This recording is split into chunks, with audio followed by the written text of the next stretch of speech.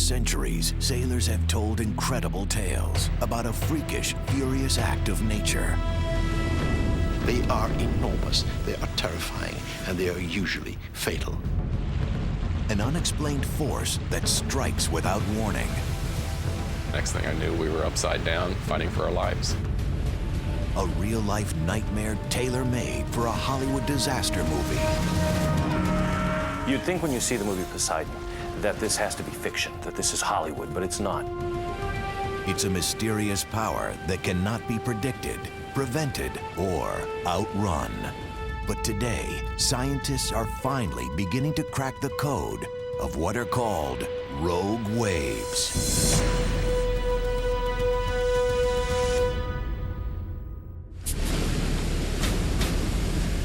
Ocean waves, one of the most powerful forces on Earth. Driven by storms, they can reach terrifying heights.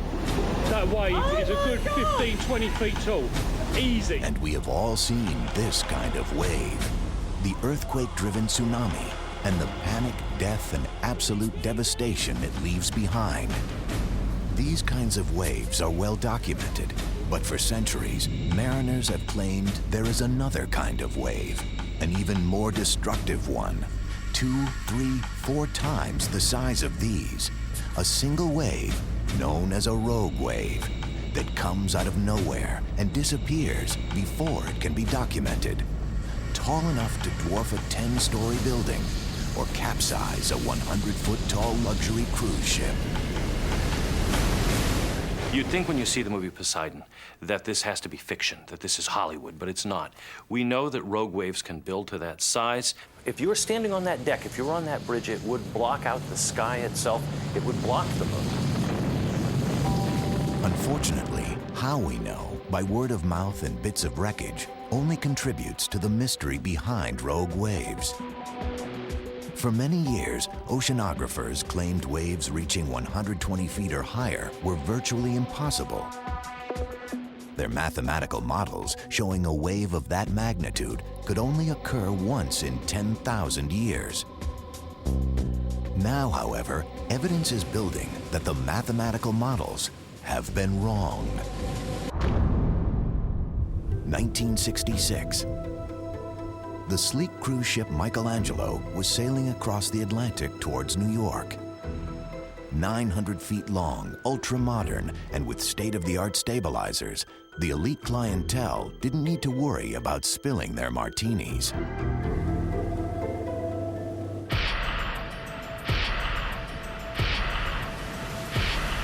But something happened out there. Because when the Michelangelo limped into New York Harbor, 3 people were dead, 12 more were injured, and the bow of the ship was a mass of twisted steel. The crew reported they were struck by a single wave over 80 feet tall. December 1978, the pride of the German merchant navy, the supertanker München, confidently steamed through an Atlantic storm. The builder had boasted that the München could not sink, what turned out to be an empty promise. The München got out a radio message in the middle of the ocean, and 15 seconds later, she was gone. After the biggest search in shipping history, only a few pieces of wreckage and 1 lifeboat was ever found.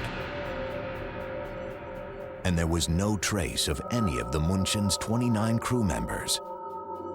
It was that lifeboat found drifting battered on an empty ocean, which gave investigators the sense that a rogue wave had claimed München.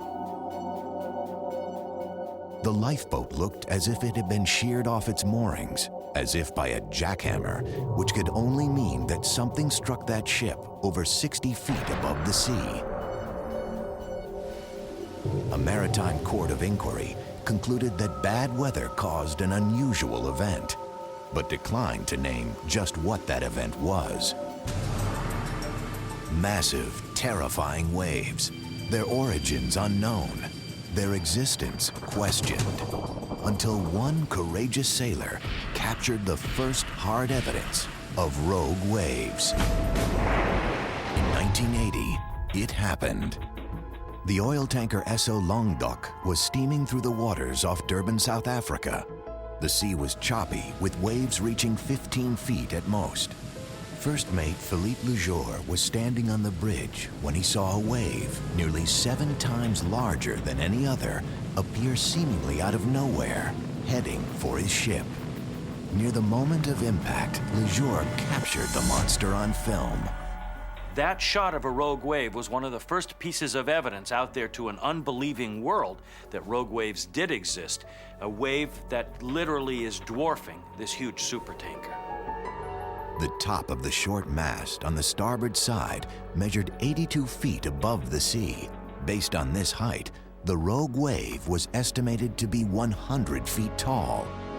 Now, at last, there was photographic proof. They had to sit up and take notice. Steadily, the reports not only began to come in afresh, but began to become accepted. The crew of the Longdok survived a crushing blow that hit the ship from stem to stern. But 2 years later, the crew of the oil drilling platform Ocean Ranger was not so lucky. Storms in the North Atlantic are some of the fiercest in the world. The Ocean Ranger, operating off the coast of Newfoundland, Canada, was built to handle even the most extreme conditions. The 35-story tall rig was the largest and most advanced of its kind. Weathering a 40-foot wave was nothing to the Ocean Ranger. On February 14, 1982, a rogue more than twice that size, a rogue nearly 90 feet tall, smashed through the windows of the control room. When you hit a wall of water, it's like hitting a wall of concrete. That's the force of the ocean. The rogue wave flooded out vital computer systems. The ballast tanks, which normally stabilize the rig, malfunctioned. The platform was thrown out of balance and capsized. All 84 crewmen were killed. It was the worst death toll on record for a rogue wave disaster. It's still remembered to this day in Newfoundland.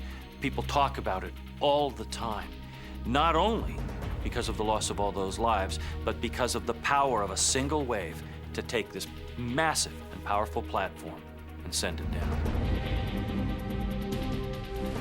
Even with so much death and destruction, there was still doubt about the actual size of these waves.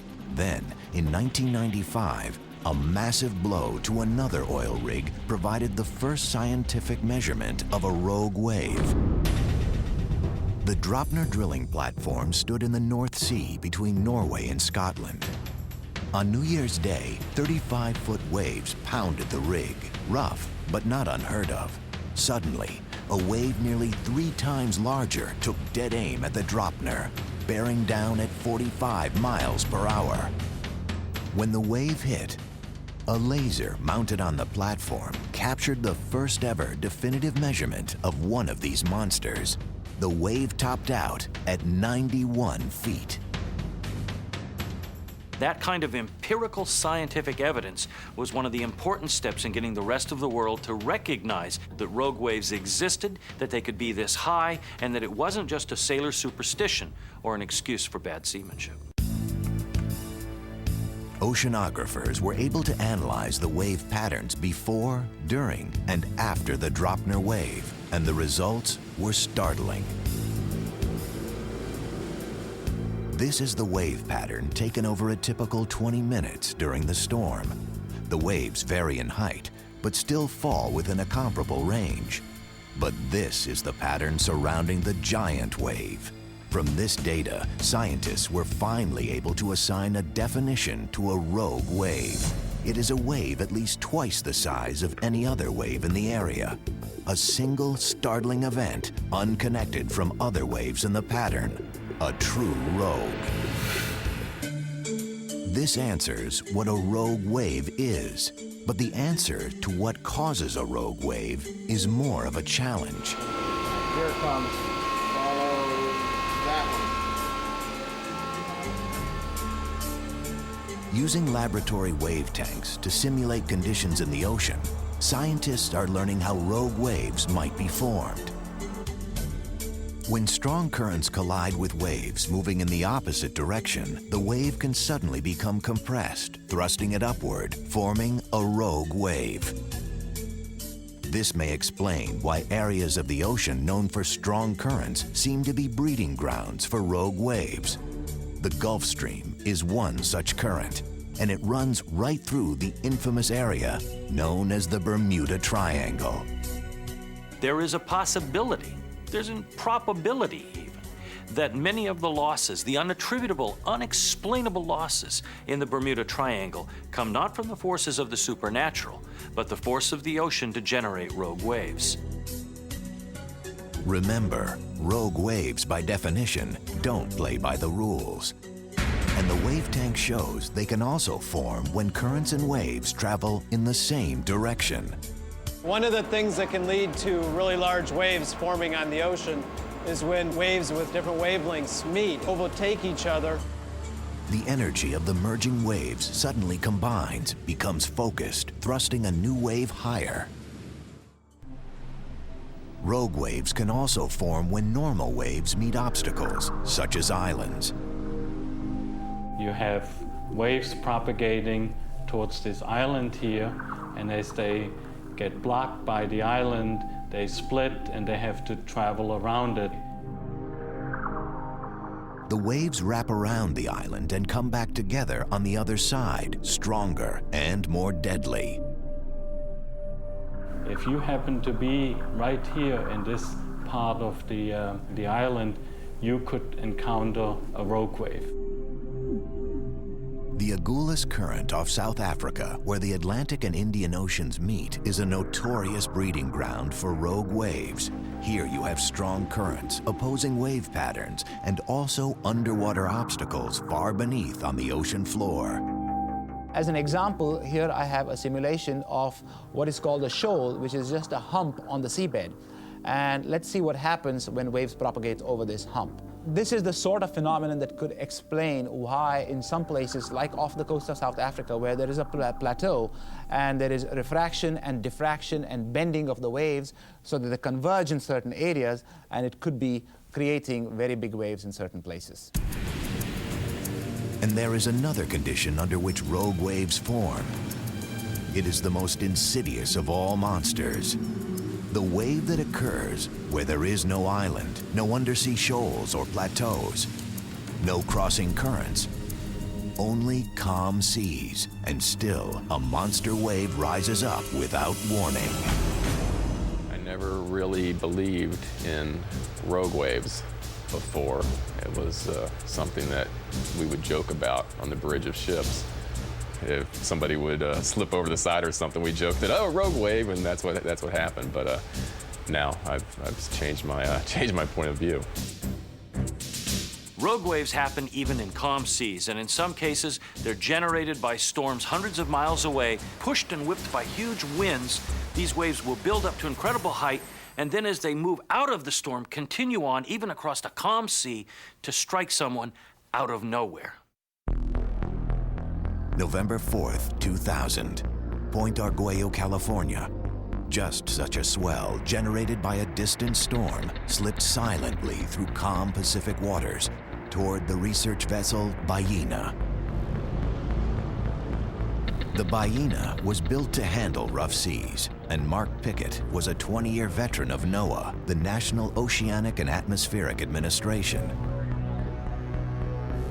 It was a flat, calm, beautiful day off the Central California coast, and I certainly would have never expected that I would run into such a large rogue wave, and it would change my life. The captain's assessment of the wave might have gone down as another tall tale from an inexperienced sailor, but Pickett had impeccable credentials.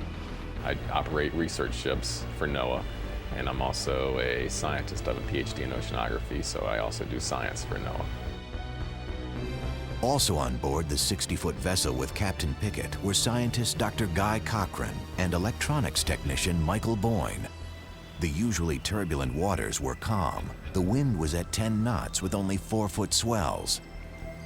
I had both doors to the bridge wide open, and I had just taken off my flotation jacket, because it was getting warm. When I looked out the port window, I saw a large wave coming our way, and I turned the boat into the wave and punched the throttles.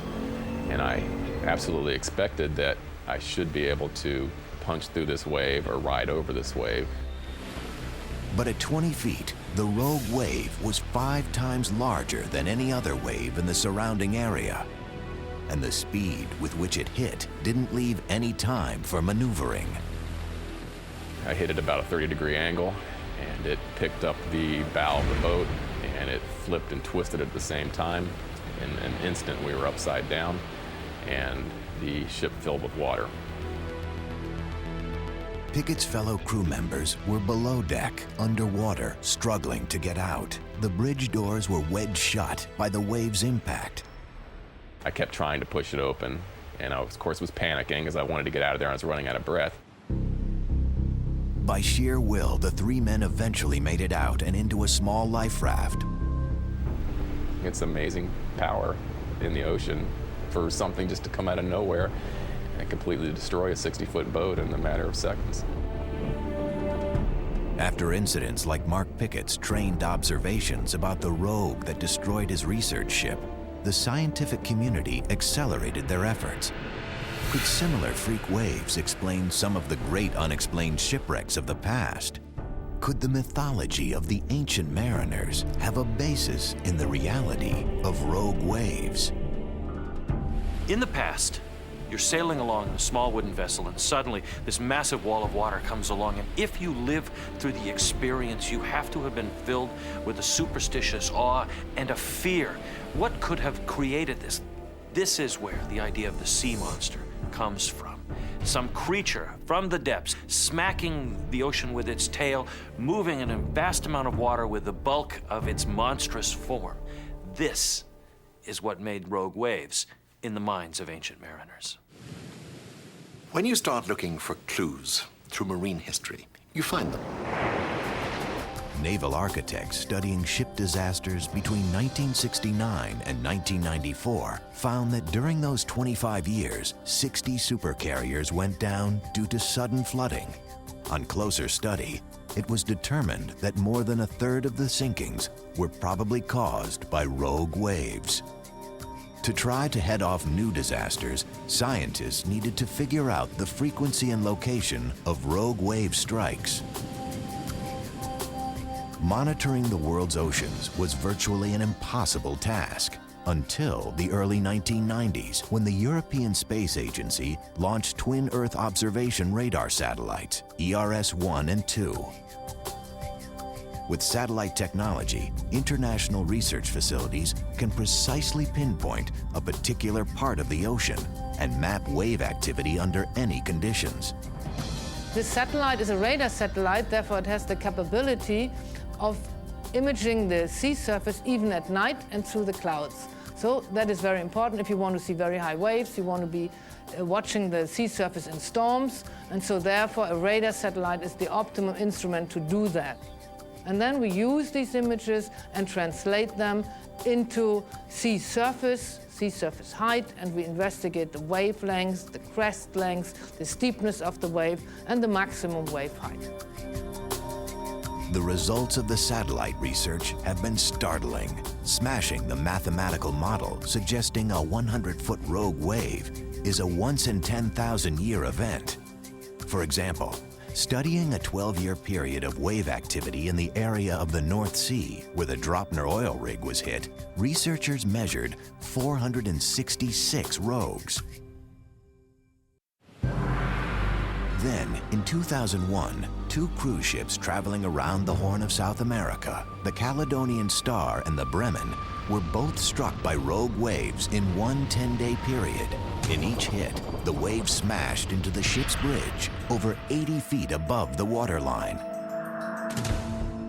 Scientists analyzed global satellite ocean data for the 3 weeks before, during, and after the Bremen and Caledonian Star incidents.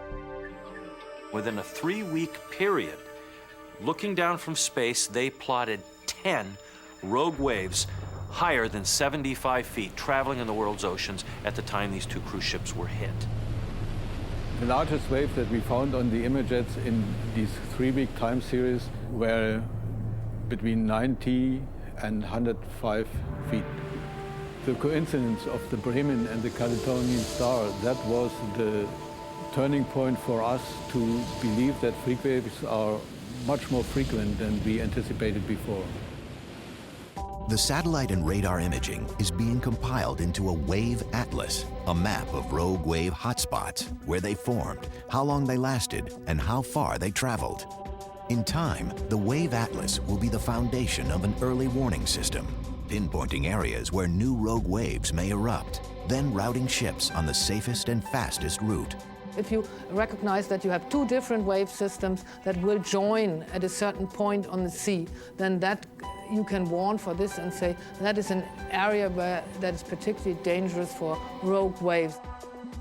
So with the warning from space, we would be able to forecast monster waves within 5 hours or so. Besides satellite imaging, experiments are being conducted with alternative tracking and prediction systems. There's also the idea of floating networks, buoys with intelligent computers that have the ability to learn, plot ocean currents, send warnings to each other, and create a neural net, if you will, floating on the sea to send out and broadcast exactly what's going on. That way, with that type of an early warning system, a ship several hundred miles away could be told a rogue wave is coming your way. While warning systems get more sophisticated, shipbuilders are also doing their part, designing and building tighter, stronger, more flexible vessels to withstand the force of a rogue wave, if it's even possible. What would it look like if a 120-foot rogue wave hit a modern cruise ship broadside? That was the question director Wolfgang Peterson asked the visual effects wizards at ILM, Industrial Light and Magic. I like ILM for that because they really want to go make it real. Not put some nice effect things together that look great, but this is how it happens. And they study it and they do it in a scientific way, and when they figured it out then they make it spectacular.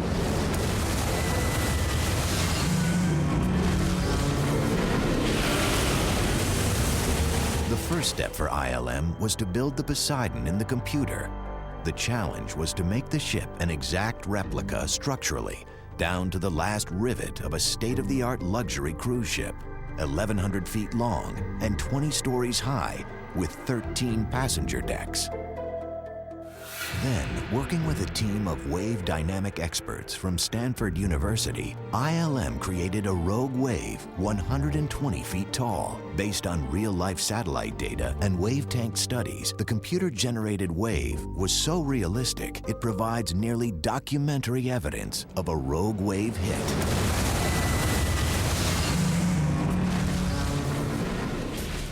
This was no simple challenge, since realistic water is the most difficult image to create digitally. ILM hired more than 100 software developers, engineers, and artists. They spent over a year developing a completely new kind of visual effects technology so advanced it replicates the patterns of how water moves and breaks apart right down to the molecular level.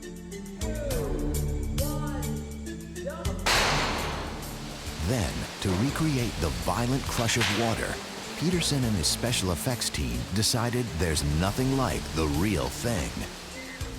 The entire ballroom was flooded within a few seconds. This was not visual effects. This was 90,000 gallons of water flying through the windows. Quite amazing. With visual and special effects artists, Poseidon graphically portrays what could happen in a rogue wave disaster on a real ocean cruise.